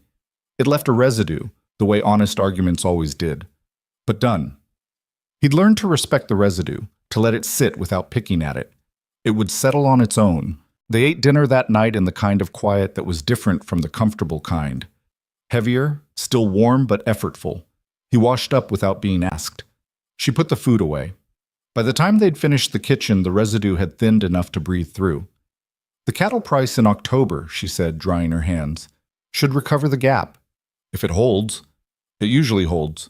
She hung up the towel. Next time I want to see the numbers first. Next time you'll see them first. That was how they worked through things. Not cleanly, not without cost, but through. He'd stopped expecting the clean version somewhere in that first hard summer, and the stopping had made him, paradoxically, more patient. Patience wasn't something he'd ever considered one of his qualities. Clara was making him revise that. The years built on each other the way years did. Not in a straight line, not in a shape that made narrative sense while you were inside it, but accumulated. You looked back from a distance and saw the shape. From inside, it was just the next thing. Their daughter, Nora, was born in the spring of their second year, earlier than they'd planned, which was how Nora would always operate, arriving on her own schedule and treating other people's timelines as suggestions. She had Clara's directness and Wyatt's stubbornness, in a combination that kept both parents humble. Wyatt would say later, honestly, that becoming a father had rearranged him in ways he hadn't predicted and couldn't fully describe, and that one of the rearrangements was a kind of gratitude he hadn't previously had access to. Not the performed kind, but the quiet, daily kind that came from watching a person exist who wouldn't exist without the choices you'd made. Their son, James, came 3 years after Nora, quieter and more observant, the kind of child who watched how things worked before engaging with them. He got that from both his parents, in different ways, and it made him someone people trusted without quite knowing why. The operation grew, not dramatically, not in the way that became legend while it was happening, but steadily, which in ranching was worth more than dramatic. By the time Nora was in school, they'd added 40 acres on the north end, the Aldridge tract that Everett Cole had looked at, and ultimately not bought. By the time James was in school, the herd had grown to the size Wyatt had projected on those winter evenings with his maps and his dry pen, and the irrigation system Clara had designed from the pond outward had expanded into something that 3 neighboring homesteads came to them to understand. They became, without planning it, the people newer settlers came to. Not because they had the most land or the most money. They didn't. But because they'd figured out the valley. They knew where the water ran in a dry summer, and where the frost came early and which sections of fence needed attending before the snow and which could wait. This knowledge was available to anyone who'd put in the years, but they'd put in the years together, which meant the knowledge was richer, cross-checked, argued over, and refined. Clara ran the water cooperative that formed among 5 neighboring homesteads in their 8th year. It was her design, her negotiation, her patience applied to the problem of 5 different operations that all needed the same creek to work and were slowly, without meaning to, working against each other.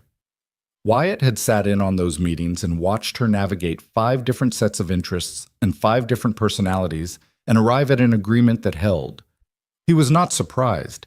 He had seen her navigate him, which was its own significant achievement, and the cooperative was simpler than that in some ways. "You were good in there today," he told her after the 3rd meeting, riding home. "Tom Erickson was being difficult." "You handled it." "I handled it by agreeing with half of what he said, even though he was wrong about the timing." "That's handling it." She glanced at him. "Sometimes I wonder what you'd have been like if you'd learned earlier to work with people instead of around them." "I work with people." "You work alongside people. It's different." He thought about that. "Maybe." "You've gotten better," she said, which from Clara was a significant statement delivered without inflation, which was the only way she delivered significant statements. "Because of you," he said. "Partly. Also just because you got older, and some of the edges wore down." "That's a romantic thing to say." "I'm not romantic, you knew that." "I did know that," he said. "I didn't need you to be." She looked at him for a moment, the clear, direct look that he'd learned to hold without looking away, because looking away from Clara when she was looking at you like that was a waste. And then she looked back at the road. "I know," she said. Ruthie died in the spring of their 5th year, of old age, which the family treated with the gravity it deserved. Nora was 3 and didn't entirely understand, and Wyatt spent 40 minutes explaining death to a 3-year-old in the kitchen while Clara was out, which was one of the less prepared experiences of his parenthood. He did his best. Nora seemed to accept the explanation and then asked if Ruthie had gone to live with the other chickens, and he said yes because it was the kindest answer available. Clara came in later and found him still at the kitchen table with the slightly hollowed expression of someone who'd answered questions they hadn't seen coming. "How did it go?" she asked. "She took it well. I may have implied a chicken afterlife." Clara was quiet. "That's fine." "Is it theologically?" "Wyatt, she's 3. It's fine." They buried Ruthie in the garden, near the winter squash bed she'd terrorized in her prime. Clara put a river stone on the spot without ceremony, but she put it there herself, and she stood by it for a moment in a way that Wyatt understood without needing it explained. Ruthie had been her companion through the first hard year on the homestead, when Clara had been alone and the work had been relentless, and there had been mornings when she'd talked to the chicken simply because the alternative was talking to no one. He knew this because she'd told him in January, in the kitchen, one of the things she'd been managing that she'd decided to stop managing. He stood with her by the stone without saying anything. She put her hand in his, which she did without performance when she meant it, and they stood there for a minute in the spring morning. That was all. They went back to work after. There was a moment. Wyatt would remember it for the rest of his life, would think about it at odd moments when he was doing something ordinary, because the most important moments had a habit of arriving inside ordinary ones. That happened on an unremarkable evening in their 12th year together. They were on the porch. The children were inside, Nora doing something loud and James doing something quiet, and the evening was warm enough to sit outside with just a jacket. The valley had gone the deep green of a good rain summer, and the hills were lit gold and amber in the last hour of light, and the creek was audible from the porch at this time of year when the flow was high. Clara was reading. He was not doing anything in particular, just sitting with the day finishing around him. He thought about the fence, the east fence he'd been mending that first morning when Ruthie showed up at the creek bank, scratching at the mud with the purposeful indifference of something that had no idea it was setting anything in motion. He'd watched that chicken for a minute and gotten back to work, and it had seemed like nothing, and it had been everything. He thought about Clara at her gate shaking a can full of feed. "I'll fix the gap by Friday." The way she'd said it like the conversation was closed, the way most of their conversations had been closed in those early months, one or the other of them pulling a door shut before anything could come through it. He thought about how long it had taken him. November to July was 4 months of cowardice dressed up as caution, and he could see it clearly from 12 years away in a way he hadn't been able to see it from inside it. He'd been afraid. That was the plain truth of it. Not of her, of what losing her would have cost him if he'd admitted what he had to lose. So he'd managed the distance, kept himself a careful half-step back, and called it being practical. He thought about what it cost, that kind of caution. Not in the grand dramatic sense. He'd gotten here eventually. He was on this porch. She was beside him. But in the smaller sense, the way you can spend months living slightly sideways from your own life because you're afraid of what it costs to live it straight. He'd done that. He'd like to say he was past it, and mostly he was, but the habit of management was patient, and it came back sometimes in small ways. An instinct to not say the true thing, to keep the good stuff at arm's length where it couldn't be taken from him. He'd learned, was still learning, that the arm's length didn't protect you. It just made you lonelier while you waited for the loss you were already anticipating. The things worth having required you to let them close enough to hurt you. That was not a poetic observation. It was a practical one, the same kind of practicality he'd applied to fence posts and water agreements and cattle prices. You couldn't maintain a thing you weren't willing to touch. You couldn't grow something you kept at distance. Clara turned a page. The creek ran in the evening light. "What are you thinking about?" she said without looking up. "Ruthie," he said, which was true enough. She turned another page. She was a good chicken. She was a terrible chicken. She had no respect for property lines. She had a great deal of respect for her own property lines. It was other people's she was unclear on. He smiled. That's a kind way to put it. Clara put the book down on her knee and looked out at the valley with the expression she had when she was done reading and not quite ready to go inside. The one that was just her being present in a place she'd made her own. She'd built this. Both of them had, together, but she'd built it from a patch of neglected ground, with a half-rotten barn and a stubborn hen, and the doing of it was part of who she was now in a way that sat deep. "You're quiet," she said. "Thinking." "About?" He looked at the hills. "About how long it took me to stop being afraid of this." She was quiet for a moment. She did him the respect of not minimizing it, of not saying something reassuring and easy. "What were you afraid of exactly?" "Losing it." He turned his cup in his hands. "Once I knew what it was. Once I knew what you were. The losing of it seemed larger than what I could manage. And now? Now I know the managing was the problem. Not the fear. The managing." She looked at him. "You still manage sometimes." "I know." "I still build walls sometimes," she said. "Not the same ones as before. Different ones." "I know that too." They sat with that for a moment. The honest acknowledgement that 12 years hadn't made them finished, that they were still, in various ways, works in progress, which was not a failure, but just the truth of being a person. You didn't arrive at a final version. You kept working on the current one and hoped the direction was right. "I'm glad Ruthie couldn't respect a fence line," Wyatt said. Clara picked her book back up. "I told you she started all of this." "You did. You should have listened to me." "I've been listening to you for 12 years. "You've been hearing me for 12 years, she said. "Listening is different. You've gotten better at it." He looked at her profile in the evening light, the line of her jaw, the way she held the book, the particular quality of her attention, whether she was reading or working or arguing or just sitting on a porch in a good summer evening.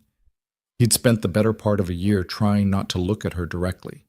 He'd spent 12 years looking at her as much as she'd let him, which was most of the time, and he hadn't gotten tired of it. He didn't think he would. What they built in Silver Hollow was not a legend while they were building it. Legends happened in retrospect, assembled by people looking backward and finding a shape in what had been, at the time, just a life. The water cooperative lasted 20 years and expanded to include 11 homesteads before it became part of the county's formal irrigation authority. The combined Mercer-Bennett operation, they kept both names on the deed, always the way Clara had insisted, became one of the most productive in the valley, not because of size, but because of the drainage, the water management, the particular cross-pollination of two different ways of thinking about land that had argued itself into something neither of them would have found alone. Nora grew up and came back to the ranch after 4 years at a university in Helena, which surprised Wyatt and didn't surprise Clara, who had understood her daughter's relationship to this land in a way he'd eventually caught up with. She had opinions about everything, delivered without softening, and she was right often enough that disagreeing with her required real effort. James became a surveyor, which made sense. He'd always been the one who wanted to understand exactly where things were. Ruth, Clara's mother, came for a long visit in their 10th year and stayed 3 months. She helped with the harvest and played with her grandchildren and sat on the porch in the evenings. And one afternoon she said to Wyatt, out of nowhere, the way she did things, "You kept your word." "I try to," he said. "I know you do." She looked out at the valley. "She's not worn down, like I was." He didn't have an easy answer for that. What he said was, "She doesn't do things alone anymore. When she needs to, but not by habit." Ruth was quiet for a moment. "Neither do you." "No," he said, "neither do I." She went home to Oregon in October and wrote them a letter that Clara kept in the deed box with the property papers and the water cooperative documents and the other things that mattered. The fence between the two original properties had been gone for years by then. Taken down in the first spring of the merged operation, posts pulled and wire rolled and stored. But there was one section on the east line near the creek bank where the cedar posts had always leaned and the ground held water too long that Wyatt had never completely gotten to. The posts still stood there, no wire on them anymore, just old cedar going silver in the weather, tilted slightly the way they'd always been. Clara had asked him once, early on, why he hadn't pulled them. He'd thought about it. "I don't know," he'd said, which was honest. He knew now, or thought he did. Not everything needed to be cleared away. Some things were worth leaving as a marker, not of the dispute, but of the distance traveled. Those posts had been there the morning Ruthie first crossed onto his land. They'd been there through the water rights argument, and the harvest dance, and the November snow, and the December barn, and all the slow, difficult, imperfect work of two people deciding to stop standing on opposite sides of a line. They were still leaning. They'd probably outlast him. He didn't mind. There was a thing Wyatt had come to believe in the way you came to believe things that couldn't be argued as principles, but only lived as practice. That the people worth having in your life were rarely the ones who made things easier. They were the ones who made things truer. Who told you when you were wrong in the specific way that made it possible to be right? Who showed up in the cold with buckets and didn't make an occasion of it? Who built walls sometimes and knocked them down when it mattered, and let you knock yours down too, and didn't keep score on how long it took? He'd been afraid of losing something he hadn't let himself have yet. That was the particular foolishness of that year, of those 4 months between July and November when he'd been managing instead of meaning it. The fear had felt like protection. It had been the opposite of protection.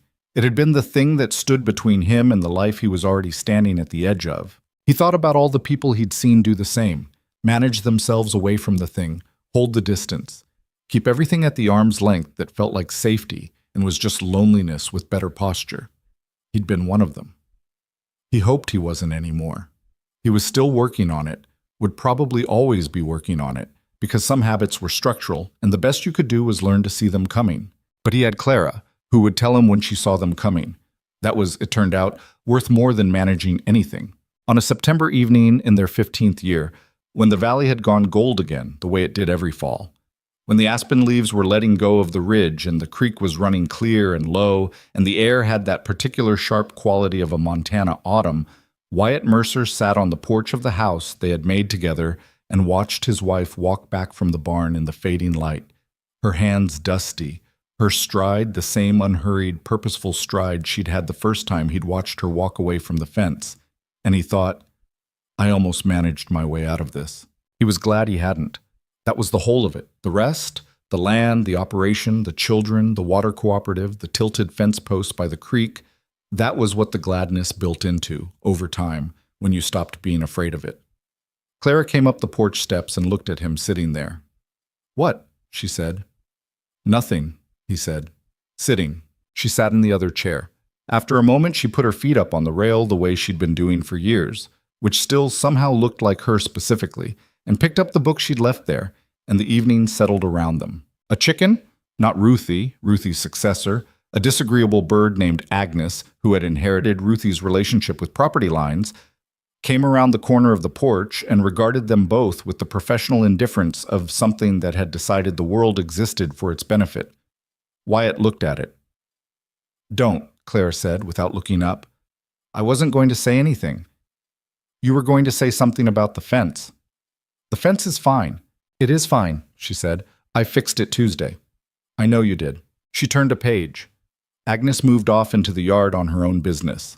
The hills held the last of the light for another few minutes before they let it go.